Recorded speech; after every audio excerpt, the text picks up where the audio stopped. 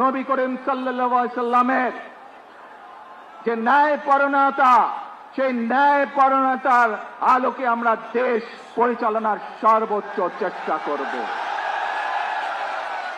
আজ যদি আল্লাহর রহমত এই দেশ এবং এই দেশের মানুষের পক্ষে থাকে, আল্লাহর সাহায্য, আল্লাহর দয়া এই দেশের মানুষের উপরে, এই দেশের উপরে থাকে, ইনশাআল্লাহ আমরা আমাদের প্রত্যাশিত বাংলাদেশ গড়ে তুলতে সক্ষম হব।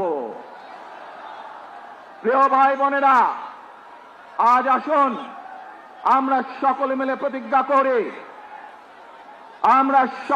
প্রতিজ্ঞা করি যে ইনশাআল্লাহ আগামী দিনে দেশ পরিচালনার দায়িত্বে যারা আসবে, আমরা সকলে নবী করিম সাল্লাল্লাহু আলাইহি সাল্লামের যে ন্যায়পরায়ণতা, সেই ন্যায়পরায়ণতার আলোকে আমরা দেশ পরিচালনার সর্বোচ্চ চেষ্টা করব।